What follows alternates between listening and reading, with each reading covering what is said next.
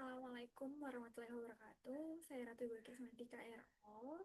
Di sini saya akan membuat video untuk memenuhi syarat ulangan akhir semester dari mata kuliah Sistem Operasi, di mana diwajibkan mahasiswa dan mahasiswi membuat video untuk menjawab soal-soal yang telah diberikan. Baik, di sini saya Ratu Bilkis Matika RO dengan NIM 2404010202203 akan menjelaskan eh, dan menjawab soal yang telah diberikan oleh dosen pengampu yaitu Bapak Muhammad Ikhwani Saputra Eskom. Baik, apa itu sistem operasi? Sistem operasi merupakan sebuah penghubung antara pengguna dari komputer dan perangkat keras komputer. Pengertian sistem operasi secara umum ialah pengelola seluruh sumber daya yang terdapat pada sistem komputer dan menyediakan sekumpulan layanan kepemakaian sehingga memudahkan dan menyamankan pengguna serta memanfaatkan sumber daya sistem komputer. Fungsi dari sistem komputer itu sendiri atau sistem operasi itu sendiri ialah sebagai program pengendali yang bertujuan untuk menghindari kekeliruan atau error bagi pengguna komputer yang tidak perlu, bagi penggunaan komputer yang tidak perlu. Lalu juga berfungsi untuk menghindari konflik yang terjadi pada saat pengguna menggunakan sumber daya yang sama. Sistem operasi mengatur yang pengguna mana yang dapat mengakses suatu sumber dan juga pengguna yang tidak bisa mengakses suatu sumber. Hal ini disebut sebagai resource allocator. Nah, lalu di sini menjelaskan karakteristik dari open source dan juga closed source.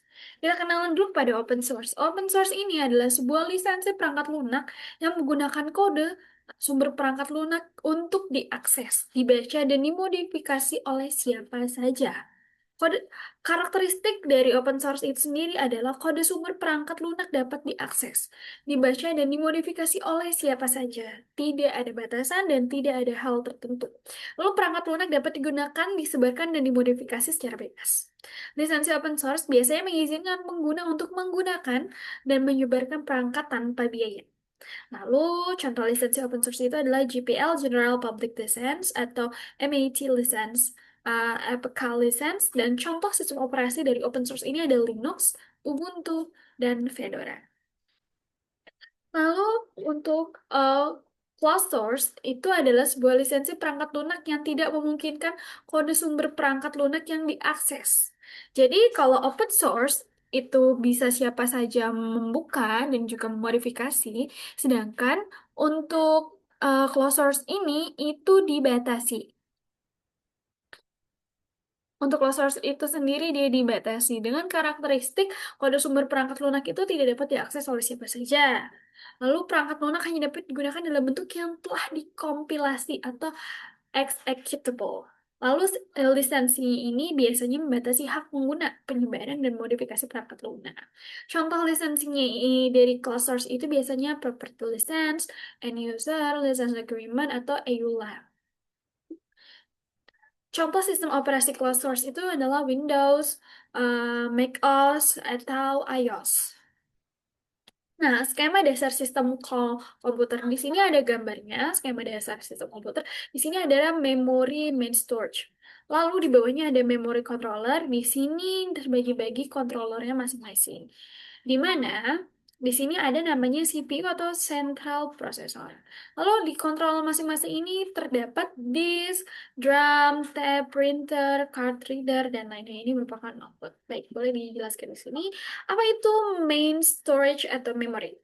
Bagian memori ini atau main storage adalah memori utama komputer. Biasanya itu adalah RAM. Fungsinya itu untuk menyimpan program yang sedang dijalankan, menyimpan data sementara, menyimpan hasil sementara, dan juga semua instruksi yang akan diproses itu yang diproses CPU harus berada di memori utama. Lalu di bawahnya ada memory controller. Memory controller ini fungsinya sebagai pengatur lalu lintas antara CPU dan juga memori utama. Jadi antara memori utama dan CPU ini ada jembatannya, yaitu adalah memori controller. Seperti itu. Jadi CPU tidak langsung mengakses memori, tetapi melalui pengendali atau memori controller ini. Lalu di sini ada yang namanya CPU, Central Processor, yang ada di sini. Central Processor ini sebagai pusat pemrosesan sistem. Fungsinya itu untuk mengambil instruksi dari memori, untuk mengeksekusi instruksi, mengolah data, dan mengendalikan jalannya seluruh sistem CPU. Jadi CPU ini adalah otak dari komputer. Seperti itu. Jadi untuk mengkontrol ini semua, itu tuh melalui jembatan memory controller yang datanya itu dari memori, main storage, dan juga ini sebagai otaknya dari CPU. Lalu di sini ada controller atau IOU controller. Ini nih controllernya. Kotak-kotak bertulisan controller di bagian bawah adalah pengendali perangkat I/O, input outputnya. Jadi fungsi umum kontrol ialah menjadi perantara antara perangkat fisik dengan sistem CPU dan memori. Menerjemahkan perintah dari sistem menjadi sinyal yang dapat dimengerti perangkat. Seperti itu. Jadi setiap jenis perangkat itu dia tuh punya controllernya masing-masing. Apa saja sih yang tadi proses yang dikendalikan? Ini namanya disk. Disk ini tuh menyimpan media penyimpanan sekunder atau hard disk digunakan untuk menyimpan data dan program secara permanen. Lalu di sini ada drum. Drum itu adalah media penyimpan magnetik digunakan pada komputer generasi awal. Fungsinya mirip penyimpanan sekunder. Lalu ada tab. Tab ini perangkat output untuk mencetak hasil pengolahan data. Lalu di sini tuh ada card reader juga. Card reader itu perangkat input lama untuk membaca kartu berlubang atau punch card. Sedangkan printer itu sendiri dia itu untuk mencetak informasi atau data yang ada seperti itu. Kesimpulannya adalah CPU ini memberi perintah. Perintah dikirim melalui jalur sistem controller yang sesuai. Controller mengatur perangkat, disk, printer, tab, dan lain-lainnya. Data yang diambil dari perangkat dikirim ke memori atau dari memori ke perangkat. CPU mengambil data dari memori untuk diproses. Jadi CPU, memori, dan perangkat input output itu tidak berhubungan langsung satu sama lain, tetapi selalu melalui controller.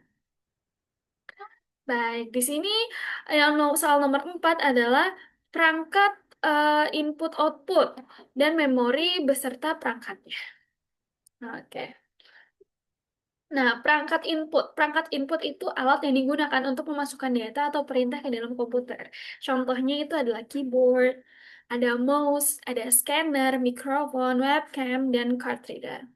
Lalu perangkat proses itu adalah bagian komputer yang berfungsi mengolah data yang masuk menjadi informasi. Salah satu contohnya adalah dan utamanya adalah CPU yang terdiri dari ALU, CU, dan register. Lalu perangkat outputnya itu adalah alat yang digunakan untuk menampilkan hasil pengolahan dari data komputer. Contohnya tadi monitor, printer, speaker, dan proyektor. Lalu yang terakhir adalah perangkat memori. Perangkat memori bagian komputer yang berfungsi menyimpan data dan program baik sementara maupun permanen. Contohnya ada RAM, ROM, ada hard disk, SSD, flash disk, CD, DVD, dan masih banyak lagi. Baik, ini yang terakhir adalah bagaimana cara menginstal Windows 10 atau Ubuntu 22. Di sini saya memilih untuk menginstal Windows 10. Jadi, untuk eh, eh, cara menginstal Windows 10 adalah memastikan komputer atau laptop sudah memenuhi syarat hardware yang diperlukan agar performanya tidak mengecewakan. Jika hardware sudah sesuai, pastikan juga beberapa persiapan yang mesti kita siapkan sebelum menginstal ini. Salah satunya ialah membackup data-data yang penting, karena kami untuk membackup data-data yang penting. Lalu yang dipersiapkan juga adalah eh, laptop, siapkan charger untuk menghindari hal-hal yang tidak diinginkan. Karena saat menginstal ini, itu komputer tidak boleh dalam keadaan mati. Karena kalau mati, itu akan mengulang dari awal kembali. Lalu pastikan hardware yang digunakan juga dalam keadaan baik. Eh, Lalu, untuk langkah pengerjaannya adalah pertama, kita masukkan media installer Windows 10 yang bisa digunakan itu baik flash disk maupun DVD. Setelah itu, kita nyalakan komputer, lalu masukkan dulu ke BIOS untuk mengatur first booting. Caranya, ketika komputer atau laptop baru menyala, tekan tombol F2 atau beberapa komputer ada yang menggunakan tombol Del untuk masuk ke BIOS. Sesuaikan saja. Setelah kita setting, First boostnya tekan F10, lalu save dan restart. Lalu komputer akan booting melalui media installer Windows 10 dan jika muncul perintah press any key to boot from CD or DVD, tekan saja sembarang tombol, nanti proses akan segera dilanjutkan. Baik, di sini tampilan awal install Windows 10. Lalu di sini ada pilih language to install, time and currency format, dan keyboard or input method. Jika sudah, klik next di sini. Lalu di sini ada klik install now dan di sini sedang di setup starting. Lalu di sini selanjutnya adalah masukkan serial number yang dimiliki. Jika kalau tidak dimiliki juga langsung di skip aja. Lalu di bagian ini kami memilih Windows 10 Pro dan benar hanya tersedia versi 32 bit x86. Sesuaikan aja pilihannya. Kalau udah kita next. Nah, lalu di sini kemudian beri centang pada opsi I accept the license terms, kita next. Lalu di sini itu ada dua pilihan, yaitu upgrade dan custom. Karena kita akan menginstal ulang, jadi kita akan pilih yang custom. Lalu di sini, ini yang paling penting, kita harus berhati-hati khususnya untuk yang masih pertama kali, karena jika salah bisa-bisa data kita bakalan hilang. Nah, pada contoh ini hard disk yang saya gunakan masih kosong.